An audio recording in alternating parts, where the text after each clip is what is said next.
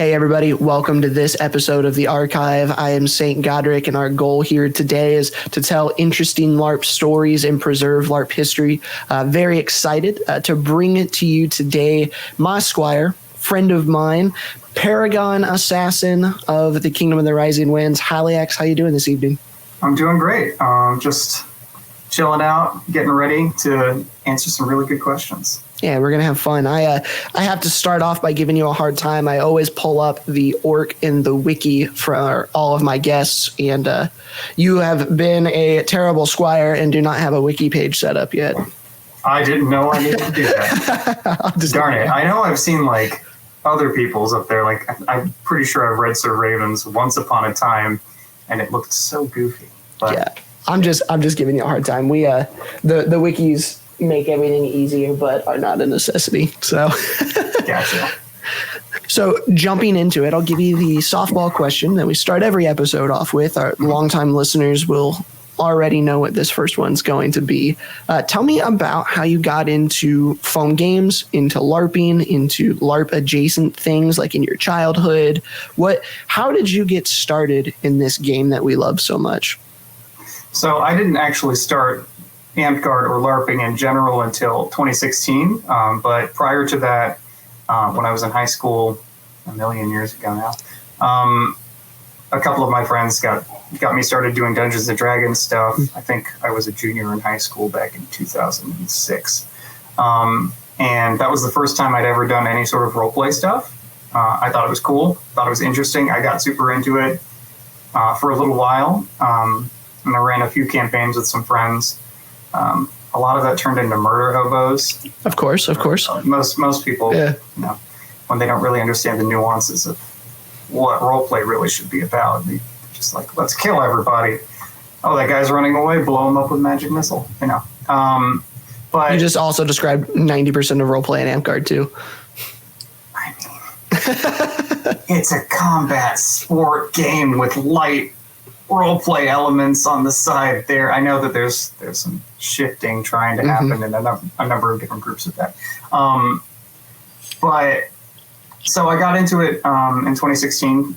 Sir Watt brought me in for the first time. We made a short sword for me, and then a pole. I think it was a 7-foot spear that I was super interested because I wanted to make a glaive, and I didn't really understand like construction or anything at the time that August. But I went out, we made that. I had no garb, just went out on the field like a lot of newbies do, and just played some ditching with people. There were a couple of class games that I didn't understand, so they just stuck me in as a monk, and I was like, all right, this is way easier. There you go.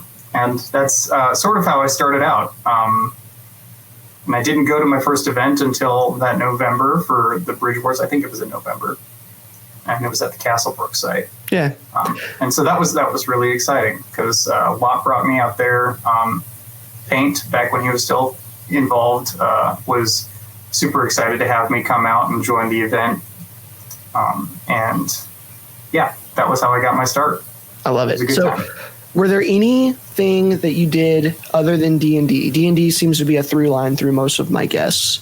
But were there any sports that you played in, middle school, high school, or any clubs or teams that you were involved in that, or in college or anything like that, that would have, like, looking back on it, you're like, okay, that made sense? Because like for instance, for me, looking back on it, all of my favorite movies as a kid, like if I were to rank my favorite Disney movies, it's Hercules, it's Mulan, it's like the historical ones. And it's like, okay, yeah. Looking back, I can see that now. I can see that.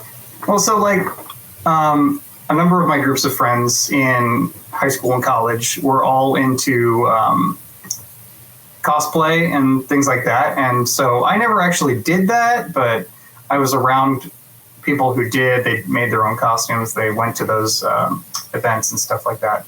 And I thought that was great. I really enjoyed it. I liked going to the cons, and not really so much on the sports end. When I was younger, I did some roller hockey. Beat people with sticks, sort of. Not exactly. You're not supposed to hit people at the YMCA. But when I got into college, I started really getting into karate, and so combat sort of things were things that was an area that I was interested in. I always enjoyed fantasy movies, fantasy books as well. So it was not too much of a jump for me to get into actually doing live action roleplay. I thought that there would be a lot more crossover between martial arts and Amtgard, and there's really not, except for footwork, as far as I can tell. And general endurance. Few rotations. Yes, rotation. Or endurance. Hip rotation is still involved there, but most of it's got to do with the footwork. You never want to cross your legs. You want to always make sure you've got your knee pointed in the direction of your target, so on and so forth. So cosplay, from my friend's perspective, is sort of part of what got me interested in it. I'd actually looked up doing live action roleplay. I don't know if it was Amtgard. I think it was just a general Larp group in Louisville. A couple of years after I moved in, because I was like, hey, this looks like something I probably would enjoy. Then I never did it. I don't know if it was because I was a coward or because I just really didn't know anyone else who actually did it. And I happened to get really lucky meeting Sir Watt. So that's cool. I know when my friend group got into it, we found videos online of people making what I would later come to find out DAG and Amtgard weapons and shields and stuff. And so our local 8 or 10 of us on a college campus just made our own and started hitting each other. And I remember for the first year that I played, we were like, yeah, we're kind of doing this. People would ask, hey, are you LARPing? And we're like, kind of, but we don't, we're not those super nerds that throw lightning bolts at each other. Because I had seen that the cringy videos on YouTube, of the lightning bolt. And I just didn't want to associate with that at the time. And then I started Amtgard because a friend invited me there, and I did it in spite of the magic, and then it ended up hooking me, and I loved the competitiveness that could be there. And then I was stuck. It's super great. I appreciate that the caster class is its own different type of very difficult competitive thing in our game, and that it makes it a lot of fun. So whenever I play wizard, I enjoy it. I don't play wizard like a master wizard would do, or Paragon wizard. I just play it like I play assassin, but that's how I play it, literally every class. And I just enjoy it, getting to yell at people, hey, you're frozen, and then go up and shatter them or whatever it might be. Be like, high five, you're dead. I like it. So tell me about your first park day a little bit more. What was the thing, when you step out of your car and you see all of these fellow nerds with the sticks getting ready? What's going through your mind? What was your first day like when you're out there fighting? So the first time, and I think this is probably a familiar story to many people, I got to the location that I thought it was. I drove around a couple times trying to see if I could recognize or identify anyone. I found Watt's car, and I parked behind it, and I got out. I had my sword that he and I had already constructed together. I didn't have anything else, and so I was just like, I feel really awkward. I don't really know anyone else here. There's not too many people there that day, thankfully, but I think it was a coronation day, or not a coronation day, but an award ceremony day, so it ended up being pretty chill afterwards. But I found him, and I didn't know anyone else. So he and I sort of stood off to the side for a little while. We constructed my pole. And then he was like, hey, you want to go ditch? And I was like, sure, why not? Let's go do that. I don't know how this works. Learn me up. Put me in, coach. I'm ready. And so it was kind of awkward. I still didn't know the rules. Everybody was super kind. And then I got to sit there and hang out with people and shared mead with somebody who happened to have brought it to the park. Definitely not supposed to be, but whatever. And then I got to hear about all the awards that people were getting. I didn't really understand that either. Mm-hmm. So it was just sort of like I show up, sort of deer in the headlights for a little bit. I started to relax, and then I came back again later for another day of it. Eventually, I came. Oh, sorry. I was going to say, what was the thing that kept you coming back early on? What was the thing that hooked you? In the beginning, I didn't really understand like what the super fun part was. I think the third time I went out, there was a weapon master, and I had no idea how to play very well, but I did that because I didn't know anything better to do at the time. Unfortunately, the only person I really knew, Watt, was not there. And so I had to get out of my comfort zone and actually just go talk to people, which is very hard to do, especially as an introvert. But I thought the Weapon Master tournament, it was just an Iron Man, and I did terribly. It was really fun, and I was like, oh, hey, this is really cool. I hope they do this all the time. They don't, thankfully, thankfully. But that was kind of like, hey, wait a minute, this is really combat oriented. This is something that you sort of understand, even if you're not good at it.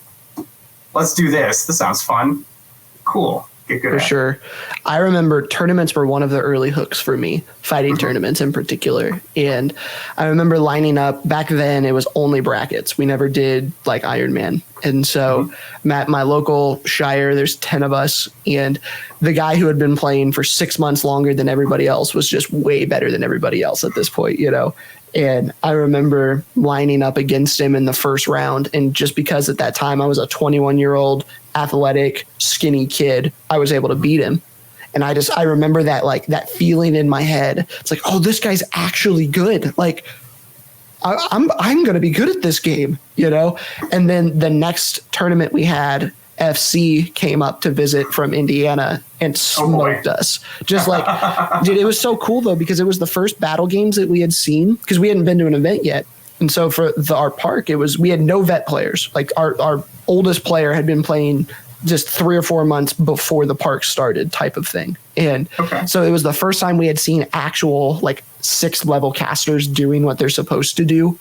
And stick that I didn't even know was an option. You know, I remember getting beat by Smurf and Dead Soon and thinking they just had to be the best fighters in the whole world, you know, and then now looking at it, they're both pretty dang good, right? But they're not anywhere near the high end. But that was like the first peek into what the game could be. And I was hooked. I was hooked. Nice. Now, so like I started out at Maddox Keep. I'm still there. And you guys are like, a duchy, correct? We are. Cool. Sort of. We should remain that way, at least for now. No one's giving too much attention through COVID. I don't think the numbers are. It's so hard to. Yeah. I mean, it's unfair to do anything, you know, justice. If you're trying to actually like demote parks, it's not fair. Yeah. But yeah, so I started out there, and there were already some pretty good fighters at the tournament. They weren't all top tier fighters, but like there were quite a few like decent mid-tier fighters at that first tournament, and so it was pretty exciting to see that in action. And then I come to find out later that there's like at least one sword knight in our area who doesn't show up very often, but when he does, he just kills everybody. Thanks, Marlon. Yeah. I remember showing up to my first kingdom level ditch, and Marlon was there, Tugan was there, and they were the only 2 sword knights that the kingdom had at that point. And I went up against Tugan, and I was like, yeah, I'm the best at my little park, you know, because, I weighed 100 pounds less than everybody at my park. I was just a young, athletic, quick kid. And I remember going up against Tugan, and I threw a shot. He blocked it and hit me twice and then moved on before I even could register what happened. I was like, what? It was super fun. So you said you went to your first kingdom level event in your first year of playing, right? Yes. Cool. Would you recommend that to new players? I get people coming back and forth where they say play at your local park for a year or 2, but then I have others who, on the other hand, who say if you can get a player to a kingdom level event, that's how you set the hook. So where do you fall on that? Honestly, for me, it is the latter of what you said. I got super excited about it after the event, but like getting there first time, arriving at Castlebrook after like, I don't know how many hours of driving it was, 3-4 hours of driving into the night. It was super dark out. I didn't know where I was. And Castlebrook's entrance road was not the clear as defined. It was not. And then I got to the event site, and I saw the gate person, and I was like, I don't know anybody here. I don't know how to. Are you the person I talked to? Eventually, I was just like, I guess this is what I have to do. Okay, cool. I think that at least the Rising Winds in general has gotten a lot better about that since that time. But it was super weird and hard to figure out what to do with myself. Coming all by myself out to the thing and I knew 2 people, trying to find someone that I could identify and be like, hey, help me out here. What do I do? Who do I talk to?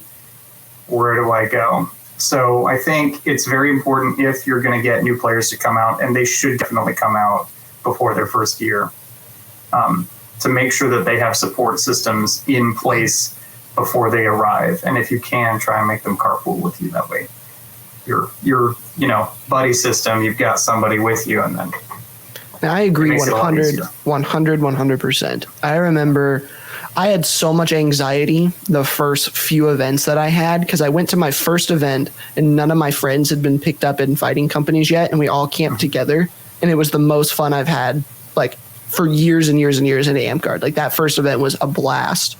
And then they all got picked up by fighting companies. So I show up to my second event and I don't have anyone to camp with.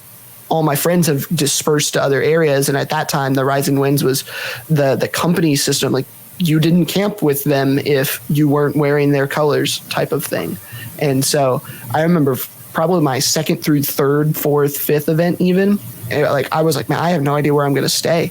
Like I don't know anybody. And I'm kind of like you. It's like I only know 3 or 4 people and all of them are now gone. So how does that work? And there was definitely some anxiety there. But it was worth it because the battle games are freaking fun at a kingdom level as a new player. As long as you can get put onto a team, that's great. Now, like the only big battle game that I actually engaged in, like as a consistent team was the Bridge War, and we had to do a pickup team of a bunch of randos. Yep. Because what's it called? Temple of the Vanguard, where Watt and I guess I don't know if Watt was fighting with them at that time, but Paint and Watt were involved with at least one of the 2 sides of that. They had their own team squad ready to go, and I didn't know anything about that. And then, so I had to go with a bunch of randoms that I never played with, and it was fine. I enjoyed it. It was great. But yeah, for sure. It's one of those things too, because Bridge Wars is so hyper competitive. That isn't the event that I would recommend new players come to first. Absolutely not. Like March event or July or March event. March event for me is the one in the Rising Winds, at least, that I would send people to, because March event is the chill, fun, non-competitive whatsoever. There are games going on, and they're just fun, people relaxed, enjoying themselves. Yeah. And now I think new players can come to Bridge Wars and have fun. Like I was told, my first event ever was a Bridge Wars, but I was told beforehand, all of the events on Saturday when you get there are going to be company based and you might be able to ditch. But that expectation was set for me before I got there. And so I knew, and I just remember, dude, I remember sitting there in my 30-cent pillow sheet tabard that I had made, and I'm sitting there cross-legged watching the finals of Bridge Wars, and it's FC just in tons of armor. And that year in particular, it was a militia Bridge Wars. There were no casters. And so, and I was just in awe. So I think there is some entertainment value of a new player going to a competitive event, but warn your new players before you send them to those events, so that way they don't get there and expect to fight for 17 hours that weekend and then only get a ditch for 2 or 3. Yeah, that does make it rough for new players. I think the company-based stuff is great when it's done, clearly set out. So like now that I know that Bridge Wars is like that, I can get in there and have a really good time with my groups. But again, like you said, as a new player, not so great necessarily for that to be the first event that they go to. Yeah. My dream is to have events be themed in similar year over year, so you can plan for that. So for instance, we have Bridge Wars, which is the hyper competitive event.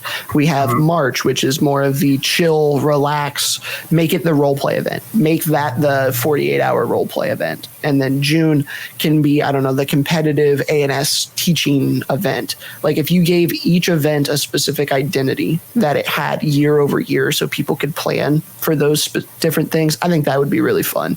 Yeah. And honestly, that as far as the timeline goes, June event being the one where you're teaching ANS makes the most sense given how hot it gets. Yeah, it gets so hot. So like people, I don't know if this is an issue. This is a completely, I guess this is going to be my hot button issue thing. You can edit this out or whatever. You're good, man. Go for it. So like my thing is when I go to a park day or an event or whatever, I hate standing around the entire time.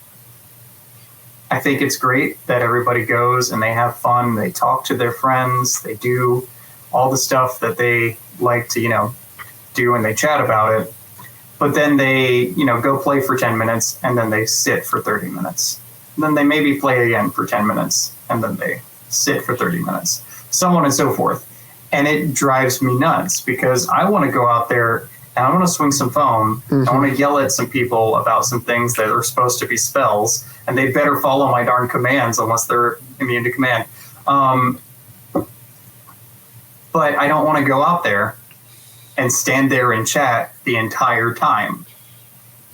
And so it gets worse during the summer, obviously. Yeah, because it's so hot. Because it's so hot and everybody's like, I'm dying. I'll have to bring you out. The local DAG Bell group in Indianapolis puts on 2 events a year. One's camping event, one's a day event. And their day event is a literal 6-hour game. And like when you're tired, you sit down and you get a drink and you go back and you play after that. Their games on their weekend event, they do have some tournaments. There's ANS tournaments and fighting tournaments, but they have 2 4-hour games. And it is like, when if you need a break, you go get a break and come back in when you're done. All right. You know what? That's good. I mean, and it's good exercise to stay consistent. To stop when you're tired is where you give up on the training that you could be making or the progress you could be making, those gains. Training really starts when you get tired. So you got to push through that tiredness and keep going. And when you get exhausted, then you definitely stop. But yeah. Got to find that line between tired and exhausted and know what those are. Mm-hmm. Yeah. Like we were talking a little bit before the show. I remember that event that you're talking about because I was a Reeve bean counter for one of the battle games that you were in. And I remember we had a very brief interaction, and thinking back on it, it was maybe 2 minutes. But I always like to see the guests that I know when I met the guests. And I was like, when was the first time? Was that the Hungry Hippos game? I think it was. It was the one where we had to collect all of whatever it was and then bring it back to our base and then we could steal. Yep. I don't remember what it was, the objects were. I think they were just like balls. Yeah, they were just like the balls from like a kid's ball pit type of thing. Okay, yeah. Oh man, that was fun. I really enjoyed that. Again, I got put on like some random team, but it was super fun. That was a great event. Great game. Because I think we had a little interaction there. And then the first interaction I remember, like actual interaction with you, was Bridge Wars when you were on Vanguard and I was fighting with FC. And that probably would have been 2018, if I had to guess, maybe 2017. That was the 2017 one. That was the one where it was a straight bridge with like 4 walls on the center part and then 2 off paths. It made a big X, or not a X, a T pattern kind of. Yeah, that Bridge Wars was fun. I really enjoyed that setup because, so for the audience, Bridge Wars is the competitive event in the Rising Winds for companies every year. And it's the same basic concept, but it changes, the map changes a little bit, the rules change a little bit, while the same theme remains the same. It's always 10 on 10, generally full class, and there are a few different ways you can win. The year we're talking about, though, you won by killing your opponent 150 times, or by controlling the center of the bridge for 10 minutes straight, or by controlling the enemy's end of the bridge for 5 minutes straight. and there were 2 neutral objectives monsters that spawned periodically every 7 minutes or every 10 minutes or something like that. One monster gave you a refresh, and the other monster made the other team lose like 10 lives or something like that. And so that's a pretty common one. Yeah. And so one of the monsters, there was a land bridge to get to, and the other monster, there wasn't. You had to teleport or and otherwise get there. And so it was very fun because the neutral objectives mattered, because sometimes they don't, and you don't even need to fight over them. But the neutral objectives weren't so overpowered that you had to, like, you could kind of pick, and different teams had different strategies. And that year was a very, very fun Bridge Wars. I like that one a lot. Yep. Yeah, no, that was actually, speaking of that, I can transition us into the whole journey to Paragonhood. Yeah. Because that was the event, and I still had to learn some more of the rules of play a little bit better, and still had to get the assassin class down a little bit better. But that was the event where I went and wiped the enemy line repeatedly against, I think it was Saracens, and maybe your team, several times over. And so that was the event where several of my friends apparently nominated me for Paragon for the first time, and I didn't get it because I wasn't well known enough, and nobody really had seen me play assassin on the kingdom level except for that one instance, and so that was where things started to come together for me. It was like, oh, wait a minute. Am I doing this well enough to really be considered like one of the better assassins in our game as far as actual play goes? And then that's where my journey kind of began in that way. Well, I feel assassins can shine in Bridge Wars. Like a lot of the big giant games, assassins, they sneak around, they'll get a kill or two, and then they die. But in Bridge Wars, because there is generally only 1 or 2 points of attack, the assassins, if you can actually successfully get behind the other team, you can do some serious damage that's meaningful. And I know for us that year, the finals was us versus, it was Ash and Raven and Bane. It was their team. I remember that. And they were running 2 assassins, and we kind of were like, why in the heck are they running 2 assassins? Like, we're gonna roll these kids. I mean, we rolled them, but it wasn't because they had assassins. Like, their assassins, it was Ash and Raven, and they were wrecking us. Like, we had to spend so many resources just to keep an eye on the assassins. And they did. Raven, I remember a few times got behind us and ran us, but it wasn't enough. We still won. Right. But I do remember that game. I remember that very vividly because I was like, holy crap. They were good. That's awesome. Yeah. It's one of those moments where you see someone who is so good at the class and you're like, okay, that's how it's supposed to be done. And you don't get those all that often. No, it was inspirational, I might say. So how long after this event did it take for you to get your Paragon then? 1 year. 1 year. Okay. That's not too bad. That's not too bad. I probably realistically might have been able to get it sooner, but there were a couple of different things that were that got me to this point. So, after I got inspired because Cole Lionheart and Kavik were both like, hey, you did really well. We nominated you, and or somebody nominated you, and I was like, never seen him do it, but like, yeah, sure, okay, but it didn't happen. They both were like, wow, that's great, you should do this. And so I thought it was awesome that they mentioned that to me. So I was like, that's what I'm going to try and go for. I'm going to do that. So I got involved in the Vanguard Phoenix League for that year. We ended up getting second place in the nation for it. Yep, I remember that. Yep, I still have the medal over here somewhere. Actually, yeah, it's right over. Second place to stack deck is an achievement in and of itself. If you know that team, like that team was another one of those moments where you take the people who frequently have those. Oh, that's how you're supposed to play it moments, and they put all of them on the same team. So second place to them is pretty dang good. Yeah, we did really well that year, and.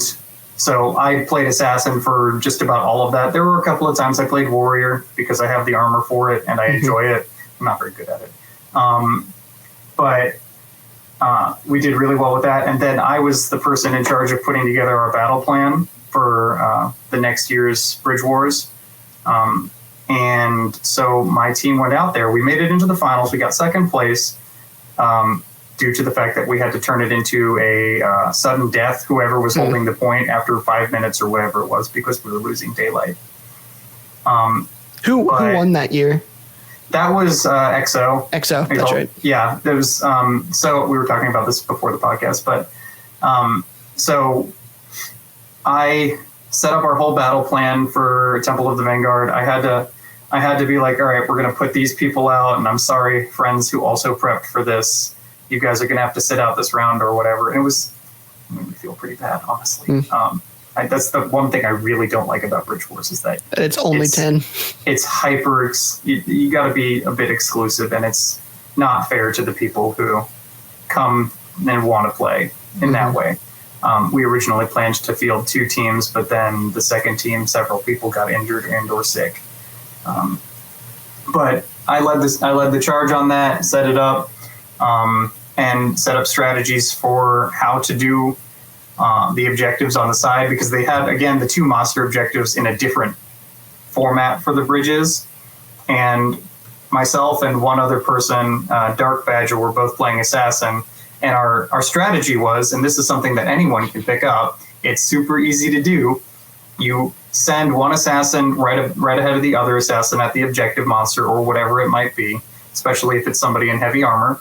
And you have that person come out of insubstantial, start fighting them as soon as they start to get overwhelmed because of the armor differential or whatever it might be. You have them step into the shadows while the other person comes up and starts drum rolling on their back.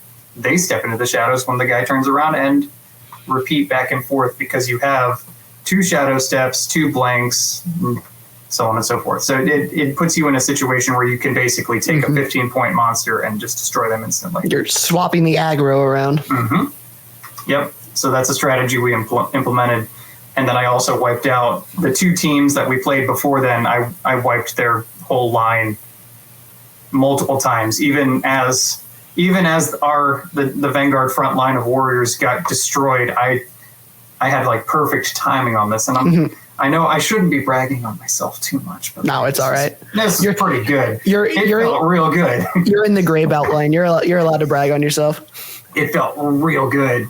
So like Paint and Saladin and a couple of other people, all of our frontliners got like destroyed, and I was perfectly timed coming out of my teleport and just drum rolled the whole back line.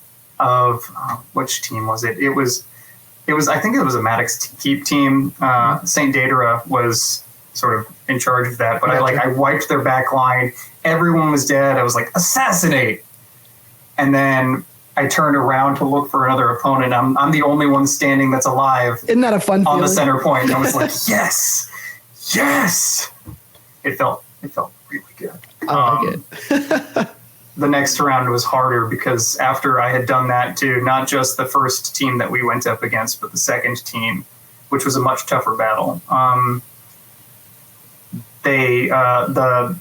I think it was EXO. Exalted Order decided to put one of their pickups, Sevik, in charge of playing Scout to stop me from doing that to them. So I had to start focusing on the side objectives a lot more.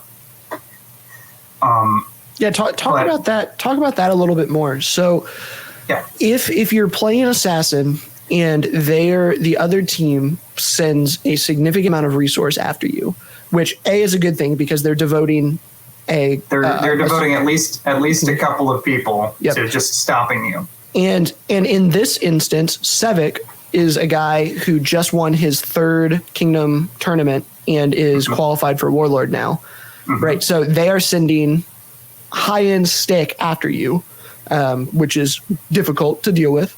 How do you pivot from goal to goal? How do you decide what to do as an assassin, if in particular a scout, but then a scout who you think you might not win the 1v1 with?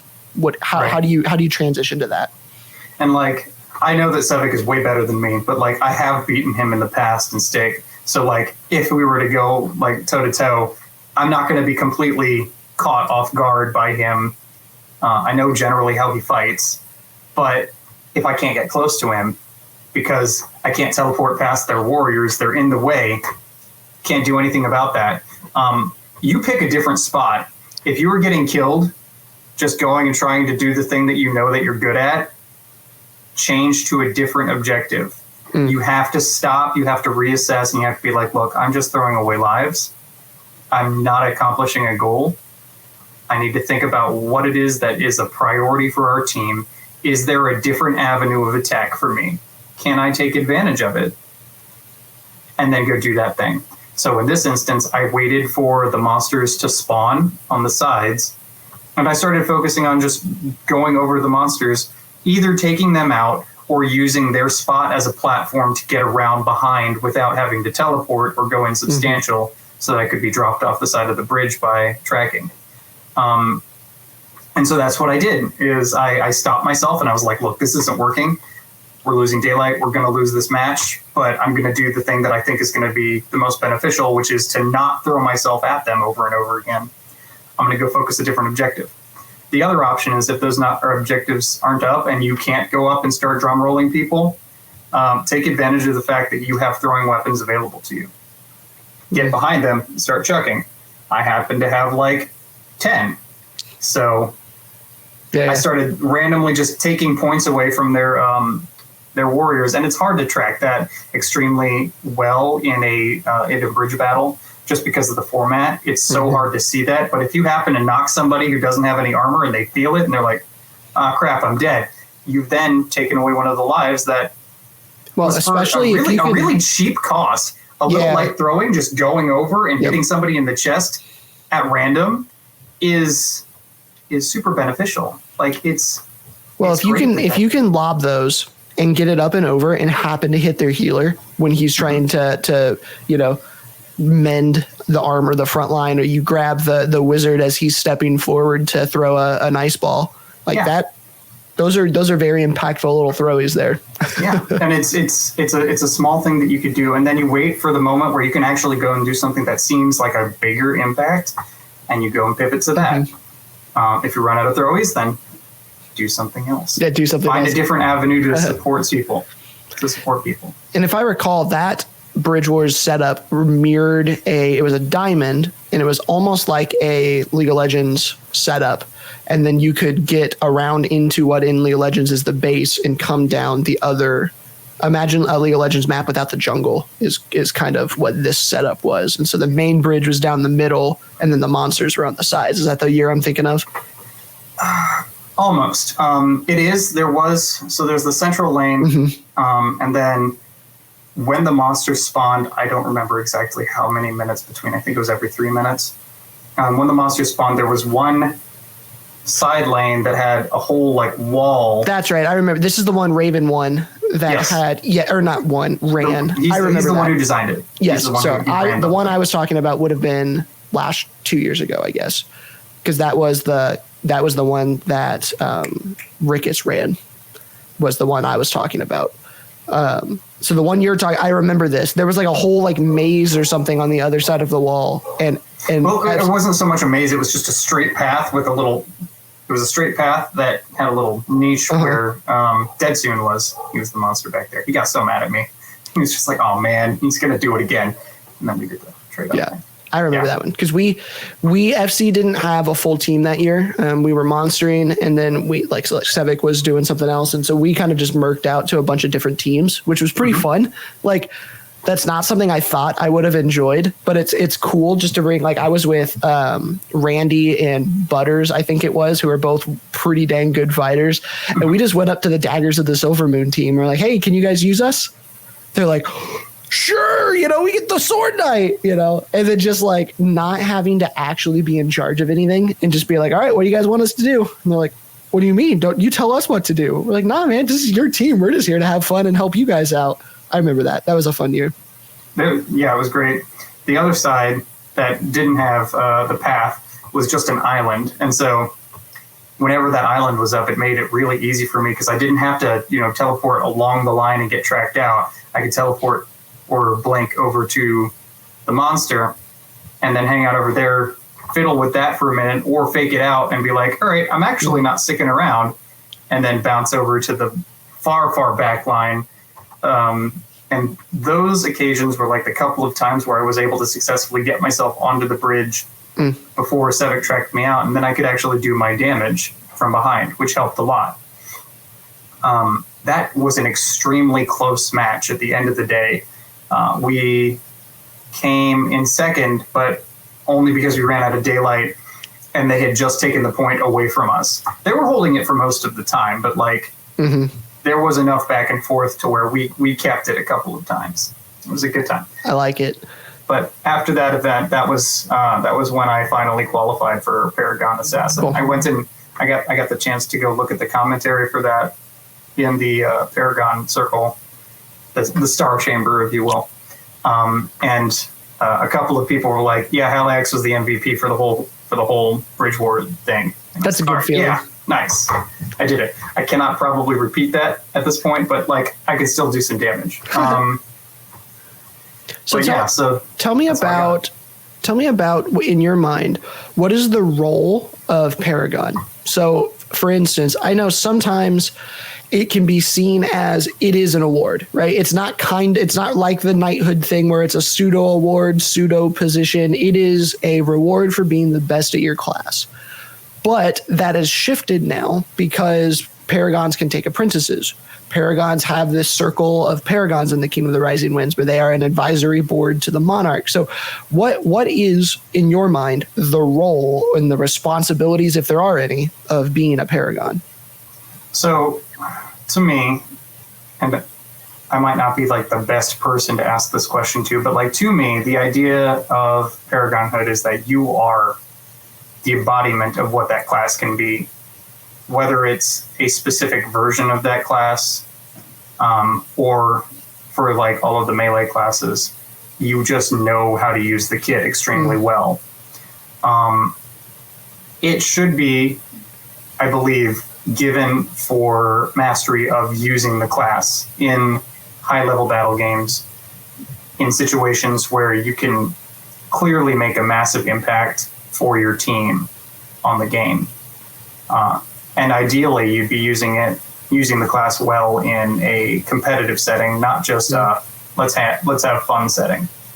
Not that there's anything wrong with doing that. You should be able to do if you both. shine. Yeah. If you shine in every game that you play, you probably should get in a Paragon for that. As a Paragon, the purpose that you have moving forward, or at least the role that you should take on, is to, like you say, guide other people to be improving their class gaming in whatever class it is. So I know a couple of times I have had conversations with people who play Assassin, and they've asked me what they think or what I think of how they're doing and what they could improve on, and I give suggestions here and there. And it's important to be a mentor to those people. I have not yet taken on someone to follow in my footsteps to get Paragon Assassin.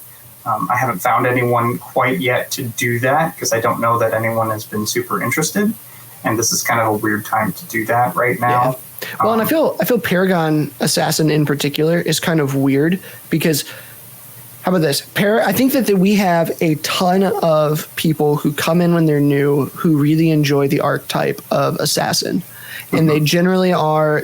I'm gonna broad stroke them here in a negative light, but they are the Naruto running, gonna dress in a ninja suit kids, which is fine.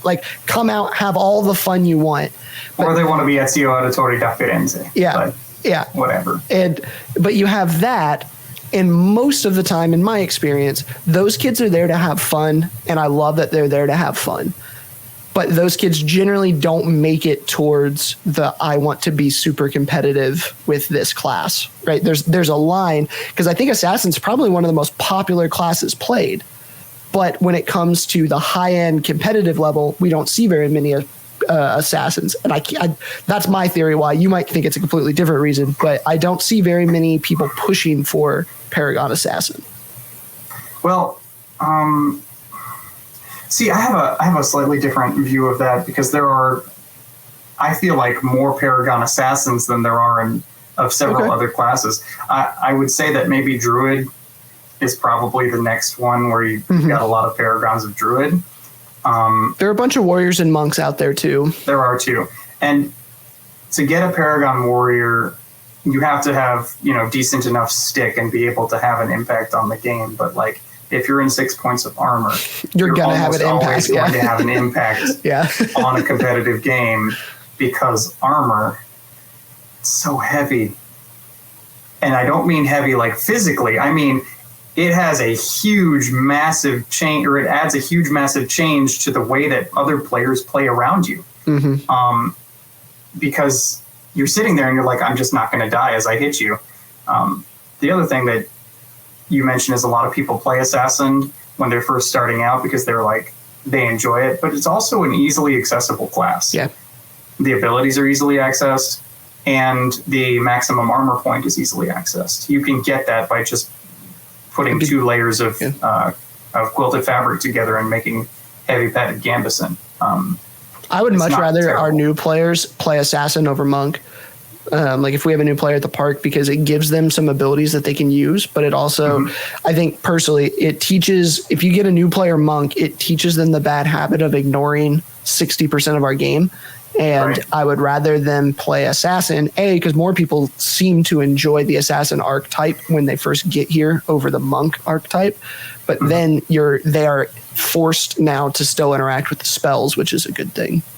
Right, and that's a really good point. I initially started out as Monk just because of the fact that I didn't understand what the spells were. That's what Sir Watt told me to try out first, and I actually personally thought that was most interesting because I was like, yeah, martial arts. I was not like, yeah, let's be edgelord assassins. When I started, I wasn't interested in that. I love edgelord assassins. They make me smile. Paint is actually the one that was like, hey, you should try out assassin class. And honestly, I still can't do the healing incant to save my life or anyone else's life on the field. And it was a really good pivot for me, because I was like, all right, now that I've seen, especially after the Castlebrook Bridge Wars, now that I've seen what class gaming can look like and what it can sound like, it's not as overwhelming. I've just fought in this relatively competitive environment. I understand a little bit more about it. I can make sense of this. Let's start trying out some abilities that I can actually handle as a new player. The monk abilities, their passive abilities are easy to understand, but the spells, you don't have instantaneous casting except for Sanctuary. But who uses Sanctuary? Yeah. The heal and resurrect are long spells for new players. They're long spells for veteran players. You know what I mean? They are rough, but then you can get them assassin, and after they hit level 3, right, they've got a lot of abilities that they can do. I think Assassin is one of the more fun. Assassin and probably Barbarian are the 2 most fun to level up, because you actually feel impactful until before you hit level 6. Where if I'm playing any of the caster classes other than Bard, because I have armor on, Druid is not fun to level. Wizard is not fun to level. Assassin's pretty fun to level. You still feel like an assassin when you're level 2 or level 3, which most of the other classes, that's not true. Yeah, I mean, by 3rd level, you get Blank, and that's a free get out of jail card. You're like, and I'm out. Yeah, I don't like this. I don't like the situation. 1st level spells are the ones that you get to use most often as an assassin: Shadow Step and Assassinate. And then 2nd, you get Poison Weapons, and that's got a pretty big impact if you use it right. Especially on the local level, where not everybody is wearing armor, so it's much easier to hit an open limb. It makes it so much easier. Yeah.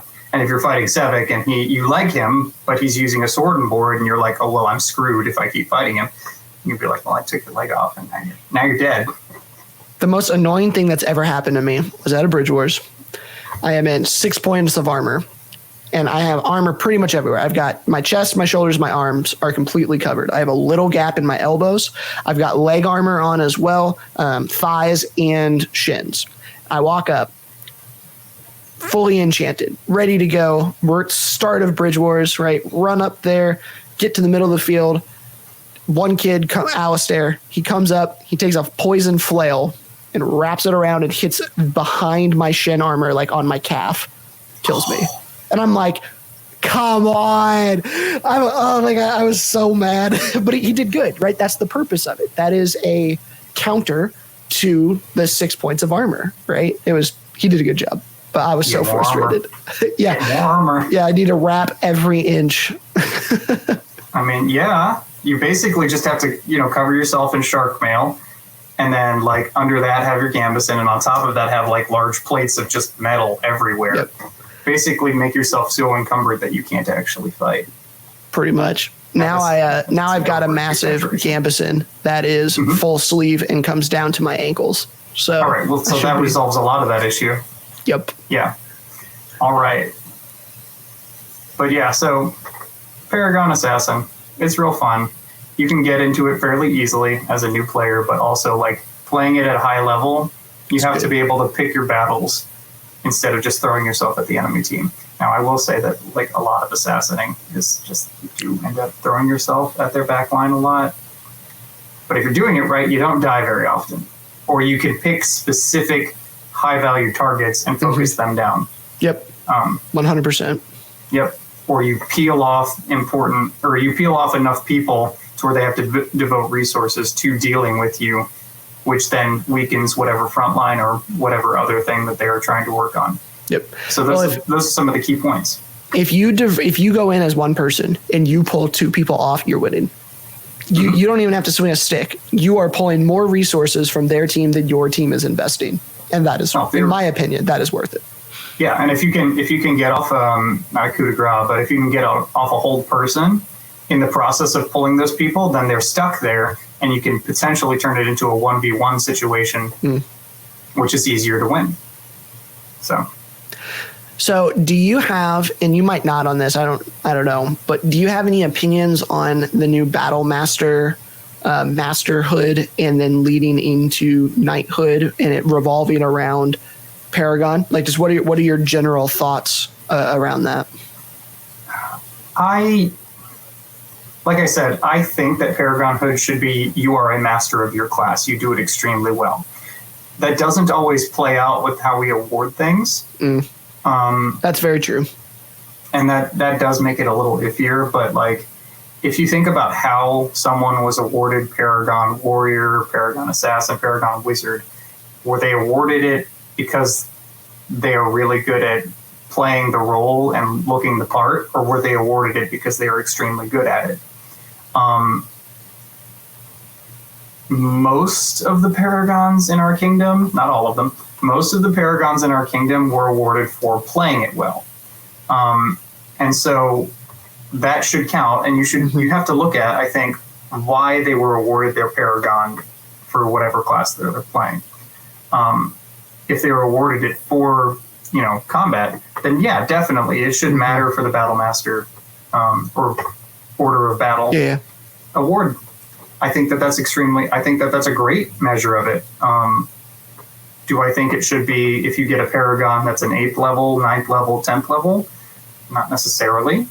Again, I think that really comes back to what are they doing in competitive play? Are they doing that in Phoenix League? Are they doing that in Bridge Wars? Are they doing that in whatever event it is at Keep, for instance? If they are the single person on their team of 50 people that shines as like the holder of the gate or whatever it might be, then yeah, give them orders of battle. Maybe consider them for Paragon of whatever class that they're playing.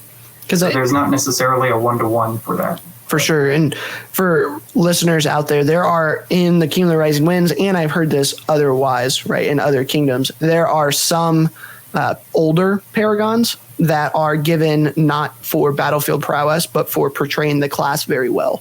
For instance, you're the assassin and you happen to roleplay killing the king a bunch of times during his reign. I've heard of that, right? You off the field NPC really, really well and are great at making the costumes. Paragon monster. right? Like that has nothing to do with the competitive nature of the game. And there are others as well who, you know, you play healer and your costume is a Cardinals kit or a Pope's kit or whatever, and you just look like a cool healer. Paragon. Certain kingdoms and certain monarchs in those kingdoms don't always award Paragon for battlefield prowess. They award it for extra things around it, and that's their prerogative, right? They have all the power to do that. It just makes it difficult when you're trying to compare. I mean, an 8th order of the battle for a Paragon, if that Paragon isn't a skill-based Paragon.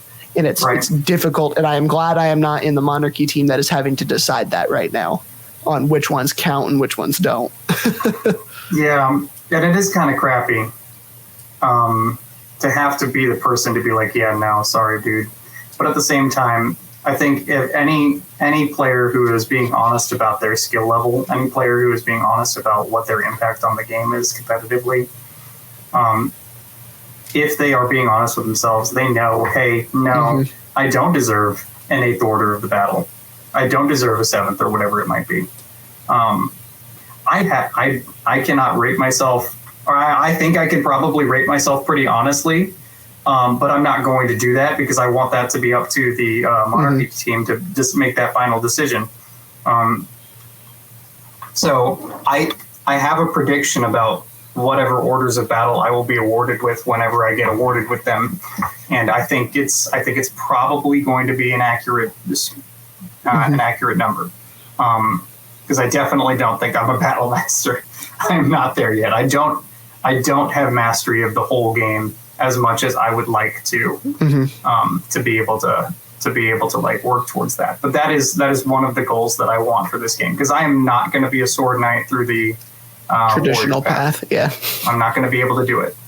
I can do well enough. I have good fundamentals. I know how to fight. I just need to work at it. But I'm never going to be getting that like 3 kingdom wins. That's not a thing. I'm not going to work towards it. That's a lot. I have other things I'd rather work towards. Yeah, for sure. I know I would rate you, as far as impactfulness on Assassin, I think you are probably second to only Raven from what I have seen in the Rising Winds. So now that's high praise. On other classes, I haven't seen you play very much other than the Warrior. So I personally, I would put you at that 8 because that is the one Paragon, you know? Yeah. And I think that is right where you should be. But again, I think we've had this conversation before, but I'm pretty sure I rate myself a little lower than that. Yeah. But no, I'm not the one giving out. It's very kind of you. You're not the one giving them out. That's true. That's it. I'm not the one who gets to decide that. So I rate myself lower than an 8. Yeah. Anyone who's on the monarchy team listening to this in the future, if you want to give me an 8, I'll take it. But like, I don't think so. They don't listen to my podcast. What are you talking about? Okay. So you said theoretically 6, 7, 8 in Battle Masters, but you're expecting somewhere in that range. I'm assuming. I'll be honest. I'm expecting like a 6 at the most. Is what I would. I think that's the lowest. I think anything lower than that's criminal. But again, not me. But you do. How many roses do you currently have? I have 8 roses. 8 now. So I feel that I should have 7, but talk a little bit to the audience about your journey so far and if you have goals to pursue the roses any further. How'd you get where you are now? What struggles did you have to get there? And what's the future look like for your roses? I mean, I've never felt like rose is a struggle to get, and I don't actively pursue them. This is kind of, I think, a key point to understand about service. If you are actively doing service to pursue a masterhood of service, I take issue with that. I also understand that it is important, to get recognized for when people are putting in that effort. And I think that people should, well, I don't know that should is the right word. It is okay to be doing service as long as you are also doing it, for the purpose of helping the kingdom. It is okay to be doing service for, Orders of the Rose. That's okay. should that be the main purpose of you doing the service? No. But at the same time, if everybody if everybody that does service isn't getting recognized for doing it, and they know they're not getting recognized for a long period of time, then they're going to get burnt out and they're not going to keep pursuing it. I mean, even if they are getting recognized, they can also get extremely burnt out. This happens. Yeah. So all of the service that I've done is when people ask me to, fill in and do a thing, I try to do that. And I'm not doing it because I want Orders of the Rose. I'm doing it because there is a need, and I'm trying to fill that in.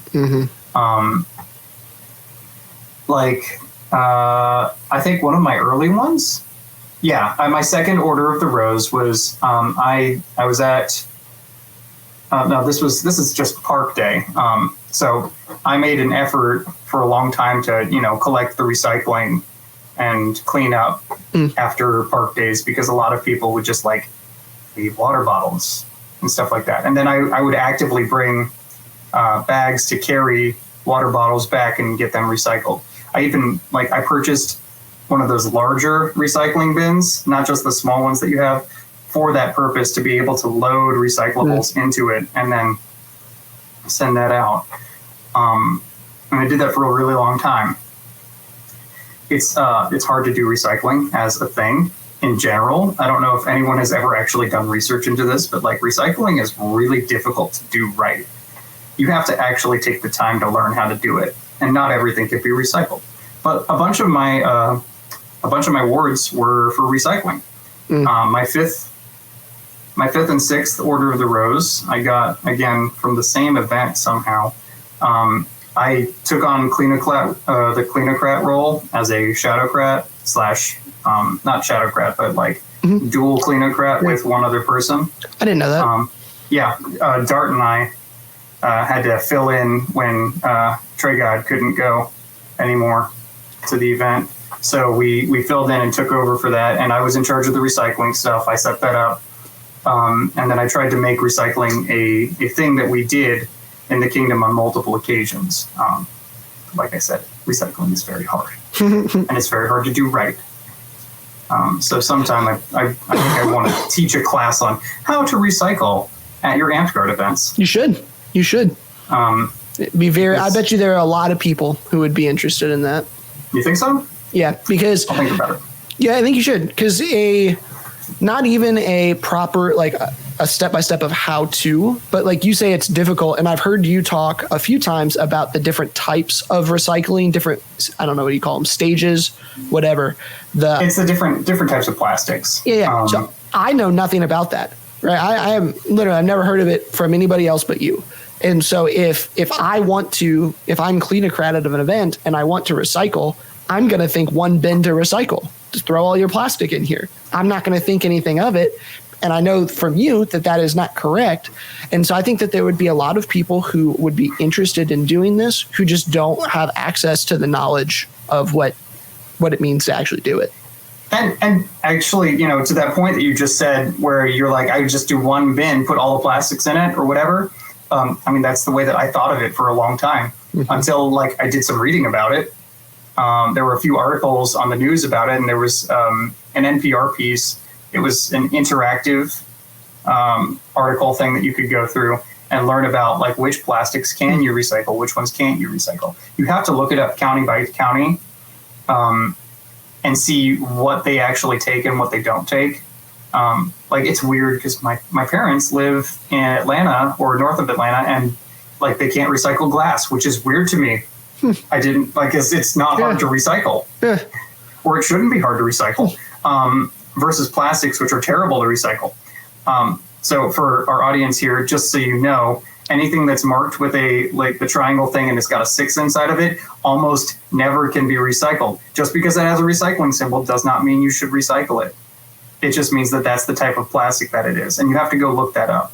So the common ones that you can recycle in most areas, if I remember correctly, are 1s, 2s, and 5s. 4s sometimes. But those are the ones that are most often able to be recycled. Now, where am I looking? You're probably going to be looking either on the label or down on the bottom of the bottle.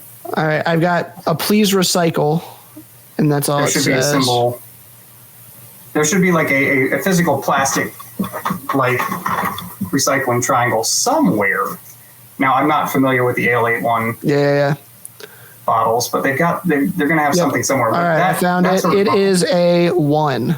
Okay, so then that is most plastic bottles, easy to recycle, and that's most of what plastic recycling is for, is plastic bottles like that. The ones that we get with the one-off water bottles, those are what plastic recycling is sort of for.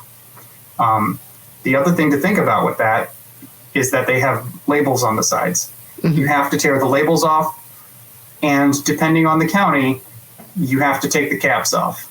Okay. You can't leave them on. And the reason why is that in certain counties, the way that they handle and process the recycling, it's all getting compacted down. And so if you've got a cap on, there's air inside, you have a pressure bomb, and it can fire off. And like the plastic cap is not very heavy, but like at a high enough pressure with a high enough velocity, it's gonna. And you have enough take an eye out. Yeah, if you have 10,000 bottles that you're compressing at one time or whatever. Yeah. You're gonna have like bruises all over you. You could lose an eye. You could all sorts of things. So you got to be careful with that. So I mean, here's my little one-off lesson. And, your viewers should listen to it. I like it. Look up what can be recycled in your area if they have a recycling program. You can get one started, maybe. It's hard to do, like I said, and the part of the problem is that people don't understand what they can and cannot recycle. When you throw things into the recycling that cannot be recycled, the rest of that recycling, if it doesn't get sorted, just turns into trash and it goes to a landfill. So plastic bottles, 1s, 2s, and 5s, most of the time are good to go. Paper, as long as it's not covered in oil and grossness, good to go. Aluminum, as long as it's clean, good to go. Glass in most areas, good to go. So I like it. Although some places have like dark glass and light glass sorting, but it really depends. Don't throw trash bags in. Don't throw Ziploc bags in. Loose, like filmy plastics, never good to go. Never ever. Like I said, a lot of my orders up to the 6th order of the rose has to do mostly with cleaning. My 7th and 8th were for doing the Twitch streaming, which I know you took part in at least once. The 7th was just to do streaming for the whole reign, and then the 8th one was for helping to run the Twitch stream for the multi-kingdom, inter-kingdom event that we had. So for our listeners here, the Kingdom of the Rising Winds during the Plague Reign was doing a multi-time a week schedule for Twitch. Various people in the kingdom could come on the kingdom's Twitch channel and run different games. And Haliax was in charge of that and participated in quite a few of those. So it still exists. I've sort of taken a step back from it. We don't have programming happening at the moment. But if you're ever interested in doing that, you can reach out to me or anyone who's involved in the kingdom monarchy. They could probably just point you directly to me, and then we can set something up. It's interesting for me. I like your path with both of those two things so far, because the cleanocrat with an emphasis on recycling is not a quote traditional path to roses, and then running organizing content on anything, but let alone streaming, is not something I've ever heard anyone getting roses for too. So it's neat that you're up there. You're at 8 on some. Most people, when they think roses, they think chop wood, they think serve food, they think these traditional rose paths, and those are great. I'm not demeaning those at all, but I think it's pretty cool when I see people do out of the box things to get those roses? I mean, if you're trying to follow the rose path for the sake of the rose path, you're doing it wrong. But if you're just trying to do service and hopefully people recognize it, try to find those niches where there is a need or you can see something that would be of benefit or value to the kingdom, and then do that thing and try to do it well. It's weird that I have 8 roses. That's the one that I'm farthest along with. It's not what I intended. It's not what I signed you up for, man. This is not what I. Oh wait. Oh hey, I do have an 8th owl now. Okay, I see that in the orc now. Hey, but yeah. So that was not. Yeah, that's not what I ever intended to do. I was trying to go for owls because I was like, hey, I can make construction stuff. I do a pretty good job with that sometimes. So yeah, it's interesting that I've made it this far with this. I like it. Yeah. Well, let's transition a little bit to your serpent stuff. So you just said 8th owl. What are the crafts? I've got pictures here we can pull up, I guess, instead of and boom. All right. So what are your main crafts? It doesn't just have to be with owl, because I know you do quite a bit of it. What are the things that you enjoy the most? What are the things you work with? And then we'll go through some of these pictures here.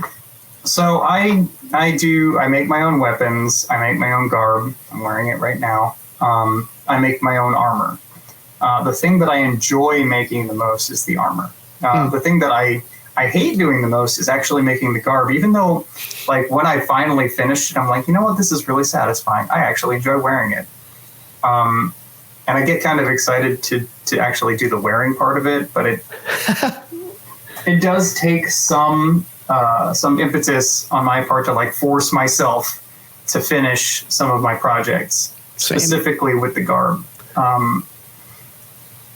But so, like, the piece that you have here, this was your knighting gift. Yep. I love them. And I really enjoyed making this. I thought it was, I think there are some definite things that I would change about how I would finish it in the future when I'm doing future leather projects. In fact, I've got my personal set that I've stopped working on it a while ago here for the audience. It's the same idea, just different colors.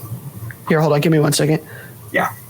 There you go. So here we are. So it's not finished, but it's going to have a black panel covering this spot at some point. So, like, there's no point in doing a dye on that spot. It's a waste. It's a waste of dye. But you get some stainless steel lamellar plates, because most people don't put lamellar on anything other than their torso and shoulders and hips most of the time, and lace it up, do a single lacing pattern. When you get good at it, you can make it real fancy and stuff. I might have to come back through here and adjust these knots because they do poke out a little more than I would like. I can show you. Also, I can show you something for that too with the paracord. Yeah. There are a couple of different things you can literally make, like, rivets out of it. That's right? what I was gonna. You were gonna say, like, just melt a bunch of it and just flatten it. Yeah. Yep. Yeah, I've done that in the past. That's what I did with mine. On my first lamellar kit, which I'm sure we're going to get to, that's what I did with that. And the problem that I have with it is that if you don't do enough on that spot, it does tend to break, and then the paracord comes out and you start to lose plates or whatever. Yeah. So you have to be very careful with that. So anyways, so back to this thing. This was a really fun leather project. I dyed it. Then I burnished the heck out of those edges. That was the part that took the longest time. I did it by hand. I also used a Dremel for parts of it and reinforced my tinnitus. Even wearing, like, earplugs and headphones and stuff to try and prevent that. Doing it in the wrong environment is really bad. Crafters, don't do it. This was the room I did it in. It was a terrible place. But yeah, so I burnished the edges, sewed it together using these. This is not a pattern that I came up with. This is a pattern from I don't remember who the person is. He's a commonly found Facebook or not Facebook YouTube leather crafter, but Dyer Barker Hogman produced these for me, and then I punched all of the holes for all of the lacing in the leather using a pattern that I created, and then laced it all together. And this is a pattern that I had used once before for a piece of armor for myself, and decided to try it with some slight modification using a better set of bracers with elbow cuffs. And I think they turned out really, really nice. Yeah, they did. I don't know if you've had an issue with this. What color is your gambeson? Blue and green. Okay. I don't know if you've had an issue with any of the leather dye like seeping out of these at all. I have not worn it it's been way too hot to wear the gambeson yet. That's fair. So. So in the future, I would probably treat this with some sort of like saddle soap or something to prevent that. You might have to look up something you might know better than I do about what to do for that to just keep it out of your lighter colors. Yeah. Because you don't want your stuff to stain. You want it to look good. You want it to stay looking good. That being said, it's always going to get a little bit roughed up over time as you use it. So the hardest part of this project, I think, was getting along the elbow's top, the center ridge through there, getting that tight enough and getting that set so that it doesn't come apart was kind of tough. But with the saddle stitching that I did, that made it. I think it's going to hold. For the viewers, you can't really tell from the photos here, but the lamb goes on the outside of your arm, and then you lace it up in the middle, like right here on normal. Not greaves. What am I thinking of? What's the term? Those are van braces. Van braces. And so then it goes up around the elbow and blocks your elbow, and then where you will get hit, you'll get elbow sniped and arm sniped, has the extra lamb there, which is it's a pretty cool setup. Well, I don't think I've ever seen anything like this in the kingdom. And so I was like, I like lamellar. I enjoy making lamellar. So this is going to be the thing that I do for my van brace armor. I'm going to make lamellar van braces with leather underneath because I think it looks cool. Yeah. Well, and anytime you join two mediums together, it's always sweet. Like especially in armor when you can do the leather and the metal here, and we'll get to some here. I can just go ahead and go. You've done that similar in the past where you join different things together, but I think that stuff's always real cool. So what are we looking at here? So this was a kit that was commissioned for me to do. This is the incomplete product at this point because I hadn't quite finished. Oh, I thought I had another picture of it. Yeah. No, I think that's the only picture that I got of it all together with my foot in the bottom. This was again commissioned. It's 2-inch by 3-inch plates of mild steel, and the 16 gauge. It's so unnecessarily heavy. This kit, just the torso portion of that is like a solid 50 pounds. I can wear it. I would never want to wear it. But I made this for someone who's extremely tall. And I don't know that his dimensions were quite right on this for what he sent me, because it goes around, I think, bigger than he actually is. Okay. But it has room for gambeson. It's got some good room for that. There you go. That's the nice way to say it. It's got room for a gambeson, or it's got room for when Amtgarders get fat. One of the two. I would never say that, and I don't imagine that the person I made this for is going to end up gaining that much weight to fill it in. But he has room for gambeson, so it will protect him, and it's probably good to go for a long time. Cool. The one thing that I regret and wish I had done a better job on are the straps that go across the front. So I wanted to make this like a jacket that comes in and just comes together in the middle, instead of having it laced together on the sides by the sides of your ribs, like most of these sorts of kits come together. And the thing that I regret about this is the buckles that I used. They were lightweight and small. I thought that they could handle it if I reinforced them. No, I gotcha. They could not. You really, with this I mean, they work just fine for my lighter stuff that I make for me, but they did not work for this particular kit. I gotcha. The gentleman who commissioned this hopefully has replaced them at this point with something better, and uses a kidney belt to hold it together, especially on the bottom, because it tends to bow out just because of all of the weight on it. Yeah. I used some 8-gauge leather, soft leather, to go under the shoulders and wrap around, and that's where the shoulder pieces are actually mounted to. So yeah, I see. It adds a little bit of comfort.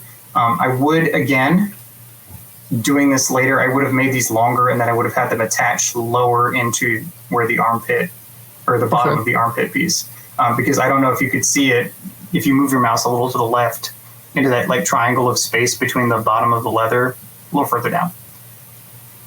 I wish I could point to. Yeah, right in there. Yeah. So instead, I would have had the leather go down into where I gotcha. It evens out. I measured it like to that spot, and I was like, "This will work great." But I think it would be better if I had it tied down a little bit lower down the sides on the front and the back. Well, dude, you're already the piece of lamb that I made a full suit, and I didn't do any straps because I was lazy. So it is one solid piece that I put on like a t-shirt, which was a terrible idea. Yeah, that's so hard to do. And my shoulders here, I made the shoulder caps strapped on. So what I used, I made paracord bracelet handles that rest on your shoulders, and that's what you use to get it on and off. And so it's like these handles, and it's so uncomfortable because all of the weight is on that little like 1-inch piece of paracord on your shoulders. It's not great. Yeah, it's really hard to like get in and out of that sort of like design. I know that a couple of people I know have made like 2 basically of it. So this is my kit. This is my personal kit that I produced for myself. It's beautiful. It's so lovely. I think it turned out great. And you passed a couple of the pictures of the skirt piece for it. I think changing it up, I probably need to create some sort of groin protection because of the way that this splits. But I think it looks good otherwise as the whole thing.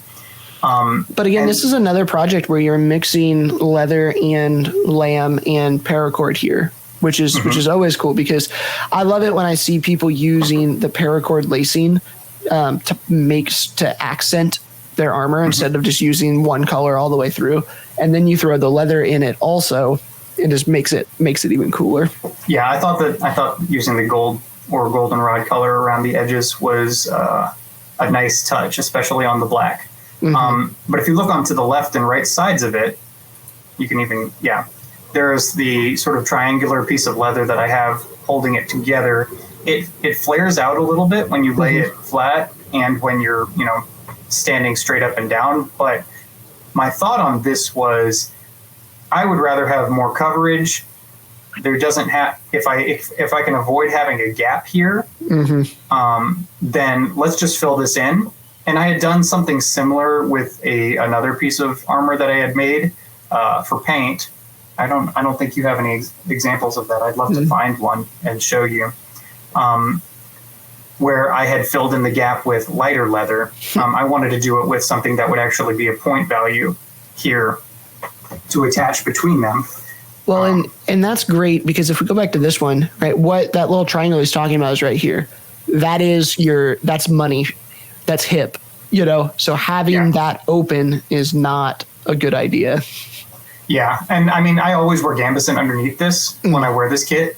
But even so, this adds more overall point value to the averaging, because underneath it, we've got gambeson. And then it means that basically my legs and my torso are at least 4 points, which is what I was going for with this particular kit. And now that Paladin and Anti-Paladin have been opened up, that was why I made this kit. It was to have 4 to 5 points to wear elsewhere. And like the lamellar portions of this are 5-point armor. It's 16 gauge aluminum. heavy. So it's got the heavy gauge. Mm-hmm. It's got superior overlap. Superior overlap. It's got what else? Well, it's got Gambison underneath. So with those three things, that puts it +3, and then -2 for the aluminum, and that puts you at 5. And then if you give it superior appearance, which I think it has, I think it does. It's the best looking lamb on the field in the kingdom. It would be. Thank you. I agree. I also want to point out here, right? So you've got your cat in this one. You also have the cat in the mirror in this one. I love it. Wow, I didn't even notice that. So here's the whole thing. I like what the skirt you're talking about here, but for me, what was more impressive, I love the shoulder, the leather up here that then connects to the arms, because that looks incredibly comfortable. Like it looks like it wouldn't be that big of a deal to wear. Like I said, with the lamb that I have made, it is incredibly uncomfortable on my shoulders, and this looks the exact opposite. No, so I got inspiration for that idea actually from playing Assassin's Creed Odyssey. So a lot of the armors in that game have like sort of a leather circle thing around the neck, and it just looked really cool. I also had seen some Roman style lamellar armor had something like that, an effect similar to that. And you can't see it in this picture, but I did a tessellation stamp of the three-way. I wonder if I can find a good picture of it. I'll send it to you later. All right. But it's like the three-way triangular weave pattern thing. I think it's sort of an Asian style thing, but I stamped that into the leather around the top. Cool. And underneath, unfortunately, because of the picture here, I don't know if you have another picture of the torso armor. I don't think I do. Oh, hey, here's that. Hey, there's that. Yeah. So this is the gentleman that had purchased it. I also produced I had attempted to produce some upper arm armor for that, and it didn't quite work out for him, and it didn't quite bend around the way I wanted it to. But yeah, so there's me in the background. Yeah. This is fuzzy. Yeah, that's it. I think he did a great job adding the neck accent. Yeah, whatever this is. That is cool. Well, and again, I like the paracord colors. I like the red popping out. I like the yellow popping out. Like, that's a cool little touch that most people don't use. So, moving away from armor. Now we get to the fun stuff, man. Somebody on the Kingdom page or on an ANS page somewhere started working on a Hylian style shield, and they were doing it in Plastidip was the final goal, I believe. But I was like, that looks awesome. I'm going to go and make my own right now. And so I think I finished this before the other person did, but I think they did a slightly better job of it. So I was like, all right, well, I'm not going to do straight outright Hylian shield from Legend of Zelda. I'm going to do the Triforce here, but then I'm going to toss on the Rising Winds Phoenix. Yeah. Cool. Just to make it more Amtgard-esque. Yeah.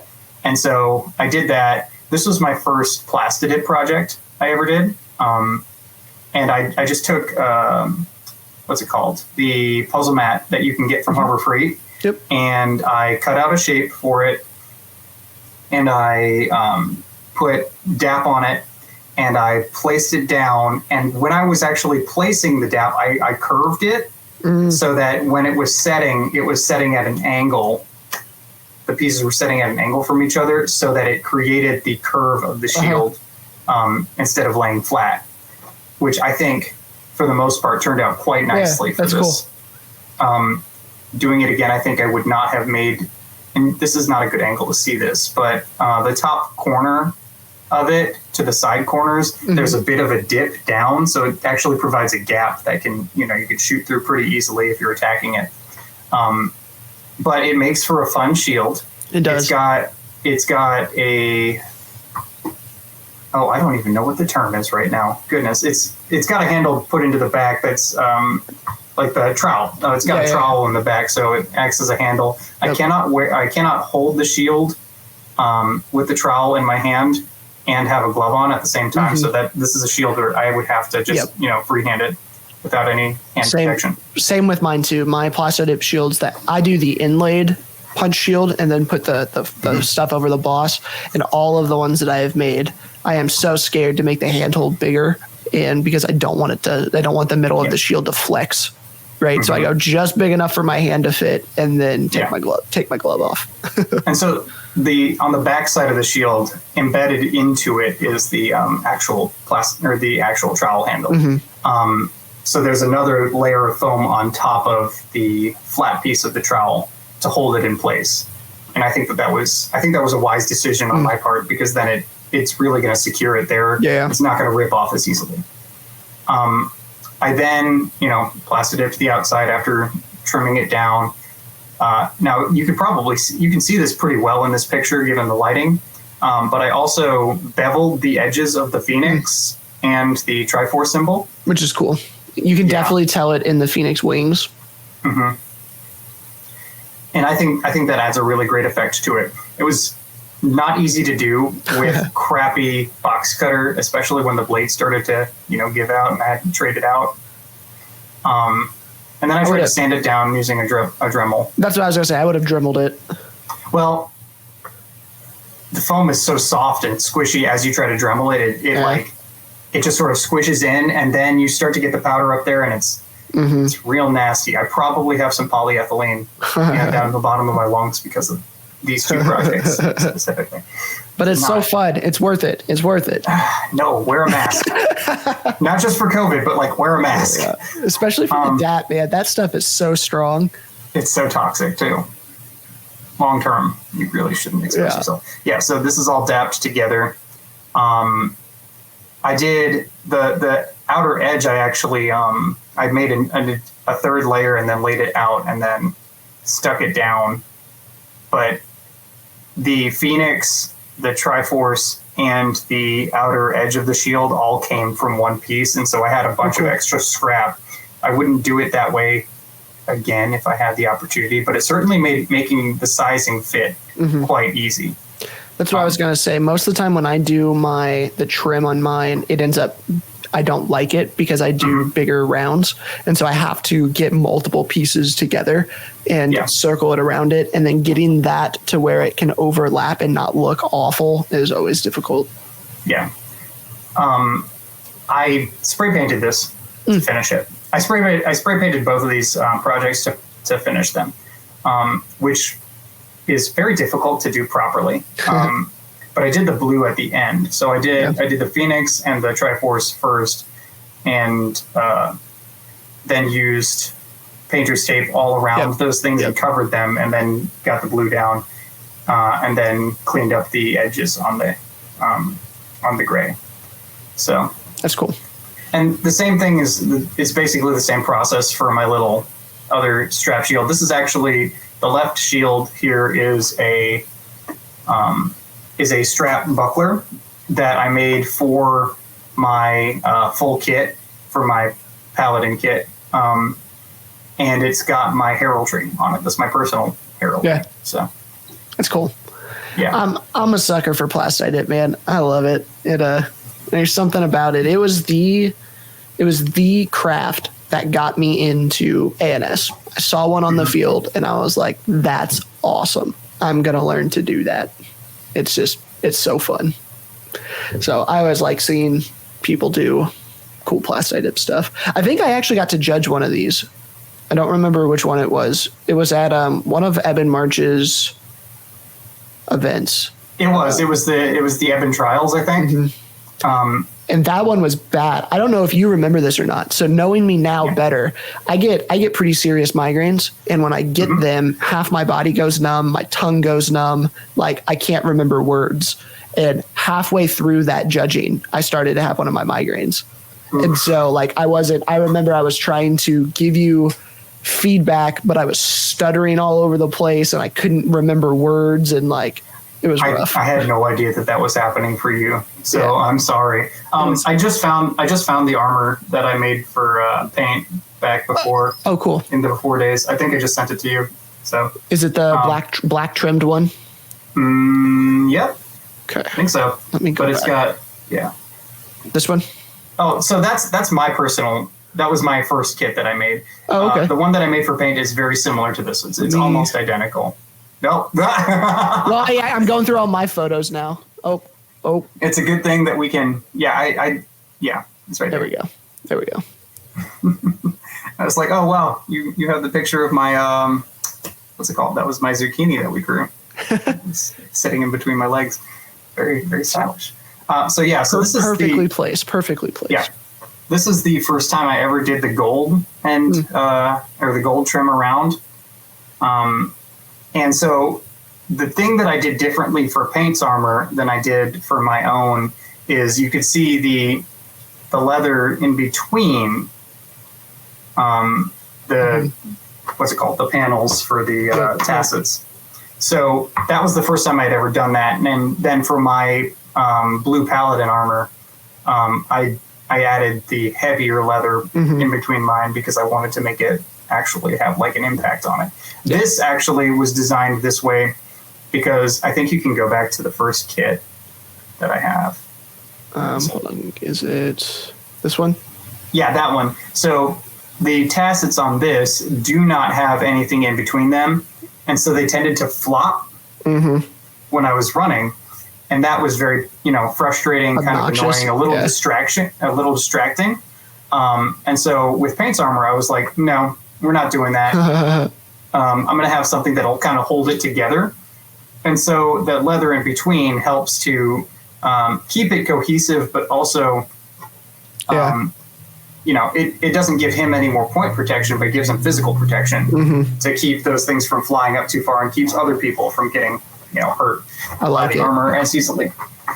Let me I'll brag on this real quick. This is that new Gambi I was telling you about. Yeah, I love that. I freaking love it, man. It's so good. I cannot wait for it to get cold enough to actually wear it. Because, listeners, we're both in Kentucky, and it has been a mild summer. It hasn't been awful, but it's been in the upper 80s, lower 90s most of the summer, and I haven't had a chance to wear it yet. So it does make it very difficult. I'm looking forward to get back to it.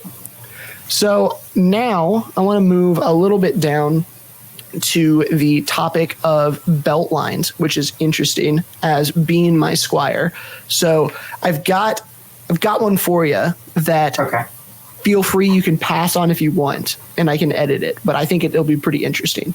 Okay. How do you feel being at 8 roses in a path that your knight, you are better than your knight at something that you realistically can get a master hood in? How does that make you feel? How do you deal with that? Because I was the same way.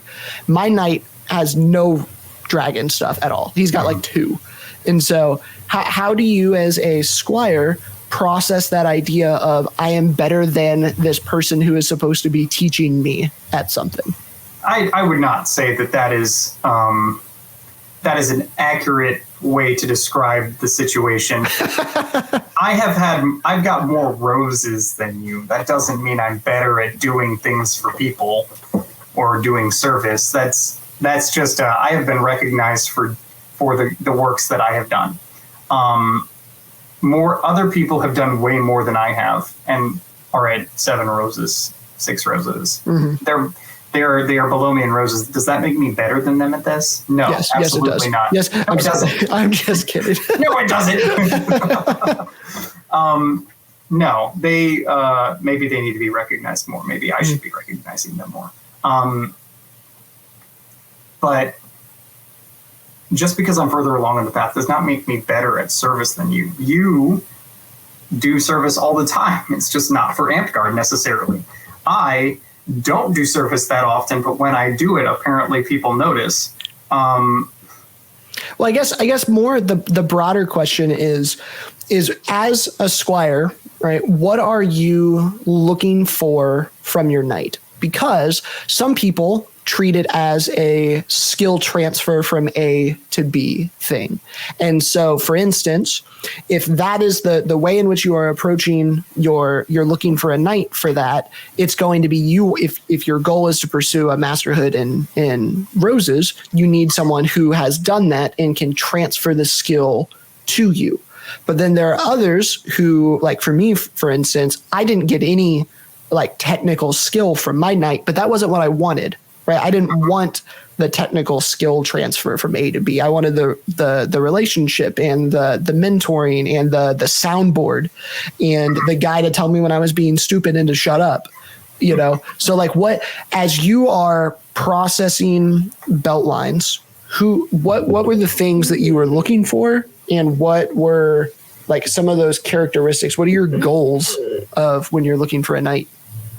So thinking about this, like our relationship is pretty good. I feel like you are trying to push me to do more than I'm actually doing, and I feel like I'm failing you in that way. But it's not like it's a terrible thing. I'm in a slump of creative whatever it is. But the reason that you picked me up in the first place was because you've seen my body of work. You think that it's good, and you think that I should continue to pursue a serpent path. Now, if you're saying, hey, you should probably really think about that rose path there, Haliax, I'm like, if I'm going to get a Master Rose, I'm going to get a Master Rose incidentally. Yeah. I'm not going to get a Master Rose because of anything I intended.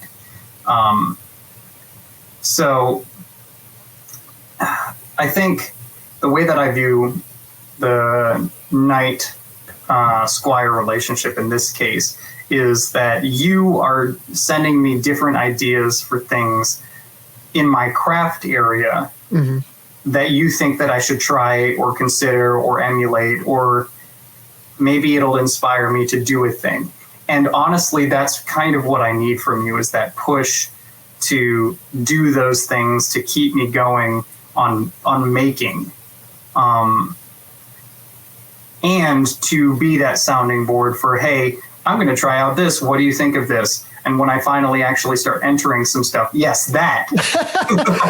Viewers, this is what I said to just like joking around the other day. I was like, hey, you should do this for your next project. I want horse armor.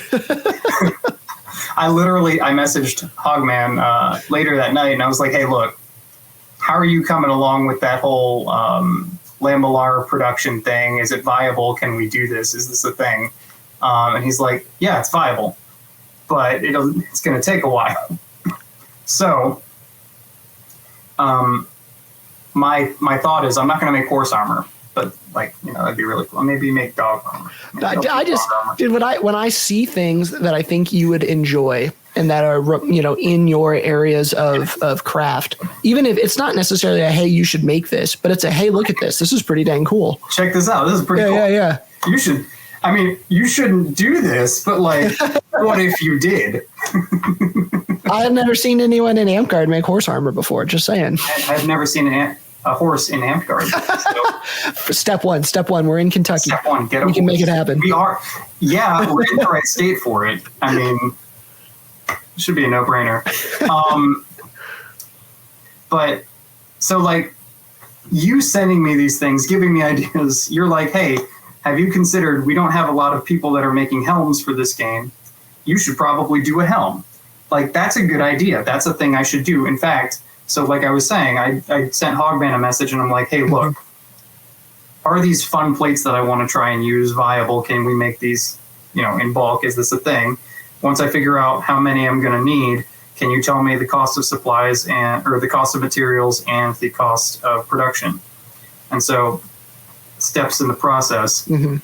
Hopefully I'll be able to get some good numbers for that in a month or two, and then start producing what I'm thinking is going to be my 9th and 10th owls together concurrently. Hopefully. That's one thing. A body of work together.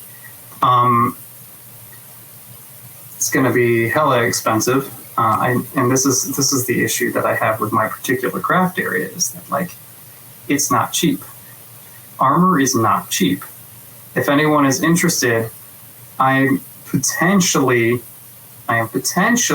considering taking on a commission to do this. If you want a set of armor, you'll have to give me really good measurements, be local, a couple of other things that we'll talk about regarding personal health, and be open to my artistic interpretation of what you might be interested in. Then I won't have to make it for myself, and I won't have to feel bad for having 3 full sets of Lambelar in my house. And my wife be like, what are you doing with this? Why are you taking up more space with armor? You already had 2 sets. But yeah, and that's the struggle of Serpent is, in my opinion, I think the most expensive of the belts. And all of the belts are expensive. And I think your flame can be expensive depending on what you're doing, right? There are some people who will get a lot of money, they'll donate, and if it's a monetary expense, that's one thing. But like also Flame Knight or the Rose Path is not just expensive monetarily. It's expensive time-wise and expensive mental health-wise, potentially. Yeah. Because of how much effort you have to put into some of it. Yeah. I wonder if you could, I would love to do a poll and get rough estimates on each of the belts. How much time did you spend doing your craft, whatever it happens to be? How much money did you spend? How much time did you and just get rough estimates, because I bet you Sword Knights, theirs is relatively inexpensive, but their hours into crafting, or like not crafting, their hours into practicing are probably significantly higher than mine into getting my stuff. But their cost comes for travel expenses, which in reality, one of their travel, if they fly out to a tournament, is what I spend in 3 months practice. You know what I mean? Like, so the money is different, but I guarantee you that their hours in are going to be more than mine. And I just think that that's kind of an interesting way to look at it.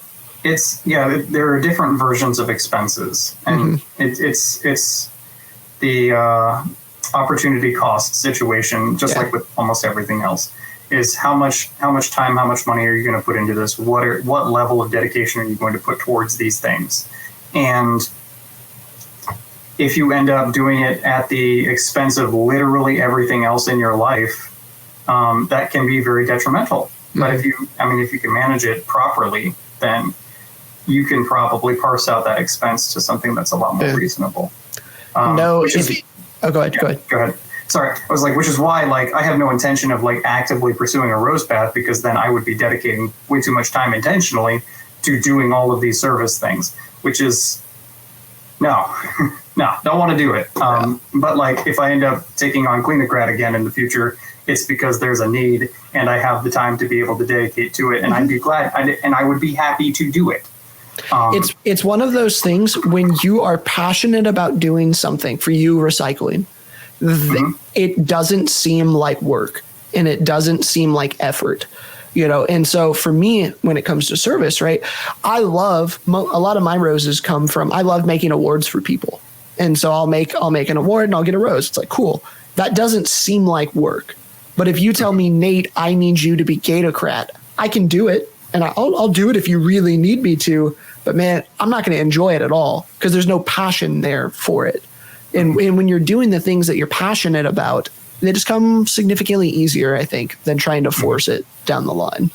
I will say that Cleanocrat is not while I am passionate about it, it is still work. Yeah. It's so but it's work. I don't know. There's a difference between work I want to do and work I have to do. Right. So I generally feel good about doing it at the end of the day. Because the event, it was really tough. It was really difficult to push through and clean everything up, especially after the event. It was pretty gross smelling. But at the end of the day, I was satisfied to have done it. And I felt had done it well, or at least decently. I learned later that like I said earlier in this podcast, I learned later that there were things that I was doing about the recycling that were not effective for what can actually be recycled. And so now I know that for sure, even though I did make that attempt, I now know that I could have done a better job and have, really set things up for true success. Which I think that's something. So I saw a quote, and I don't know who said it. It was one of those Facebook things of it had an anime character saying a quote from a real person who had a quote. It's one of the, I don't know where it comes from, right? But essentially it said that the difference between a master and a beginner is the master has tried and failed more than the beginner has even tried. And so I like that idea of what you just said there. What if theoretically in the future you're to do this again, what steps to do better to, and that doesn't mean that what you did previously was wrong or terrible or bad. It's just next time you know what to do better. And that's what your masters in the game are. It's the people who have failed so many times that they know what is better.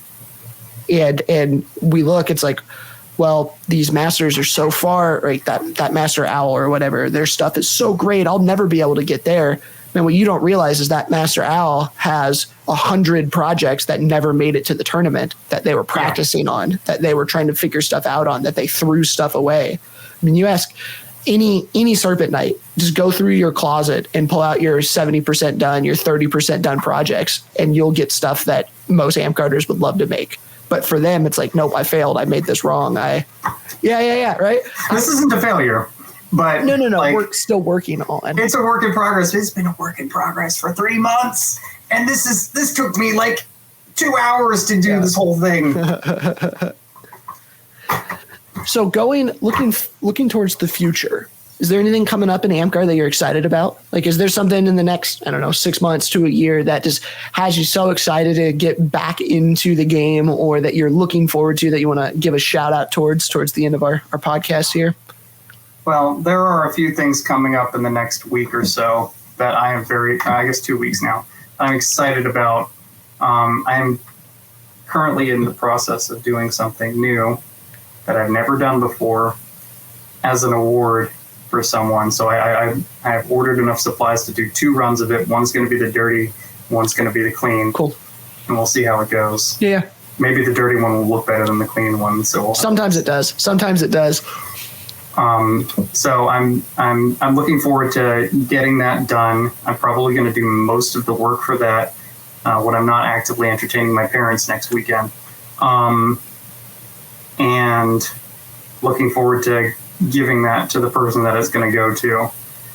I am also looking forward to, like I said, I'm going to start this masterwork project.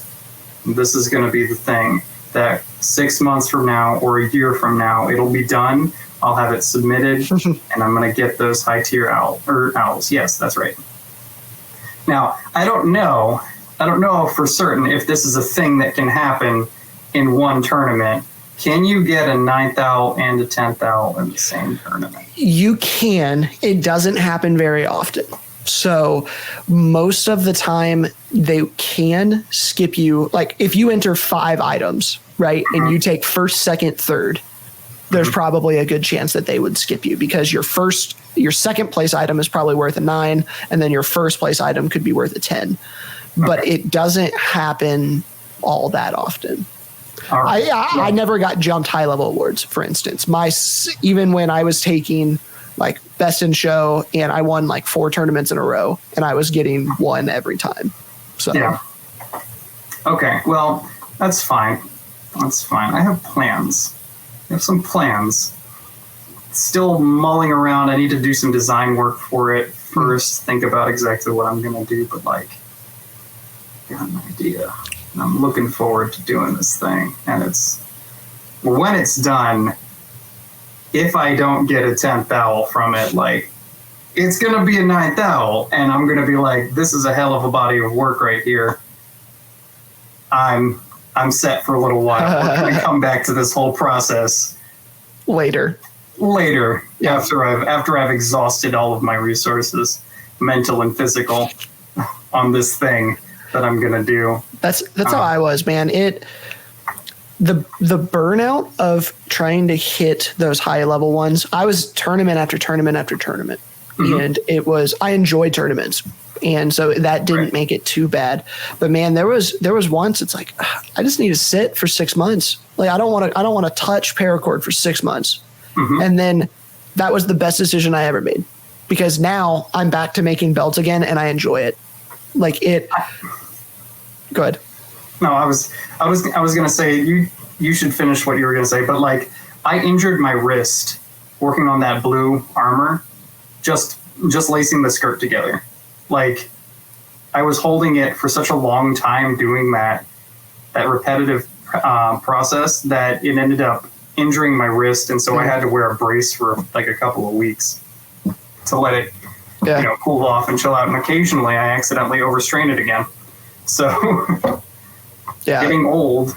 Yeah, that's part of it too. Part of it too.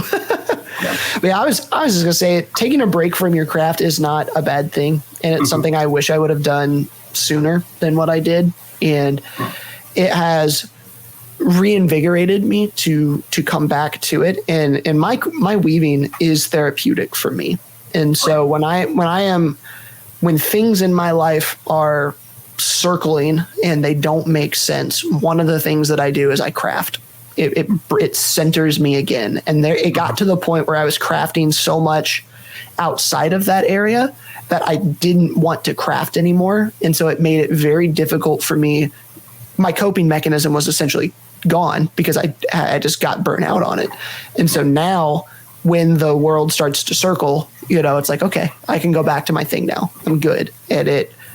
I encourage people to take breaks from their stuff, or even if you don't want to take a break from crafting in general, go do something else. If you're an owl guy, go do dragons for a bit. If you're a garber, go do, you know what I mean? Swap it up and learn something. Yeah, learn something new. Yep. That was key for me too. I started garbing. I still am not great at it, right? But I'm decent now. And at the beginning of the pandemic, I had never really sewn anything ever. And so Sir Declan taught me how to make one, and I came back and I learned. And that idea of learning something new, learning a new skill, really helped me get back into a headspace that I wanted to be in. That made Amtgard fun and new again, right? It wasn't trying to perfect the thing you're already pretty dang good at, but it was back to that first step of, oh, this is new, this is cool. Yeah, and that's honestly, like, that's exactly what I try to do with most of my projects. Like I think my general body of work is there are several things that are all this one thing, but then I've got a whole bunch of random stuff that I've done. I do my garbing, I make foam bats for myself, and I try to make them nice. You made that axe?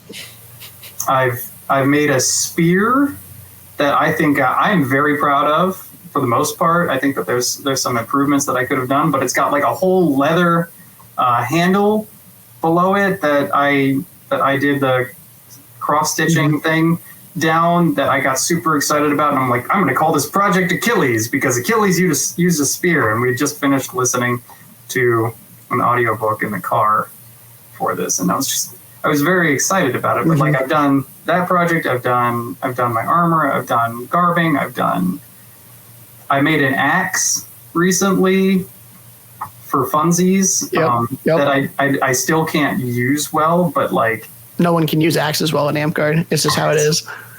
They're not good. They're not good. They're not good weapons in most instances. But like, I had a hell of a lot of fun just making it. It was great. It was fun. It was new. I sent pictures to like you. I sent it to Raven. I sent it to Watt. A couple of other people, because I was like, hey, look at this cool fun thing that I did. I did it with like terrible tools, but like, I also still came out with something that I am, satisfied with and pleased by. So for sure, 100%. I love it. Changing it up. Well, Haliax, I appreciate you being on. We have hit the 2-hour mark, so I think we should wrap it up here. You have any parting words for our guests before we sign off? Have a good time. Don't get burnt out. Don't like overwork yourself with trying to get into any given thing.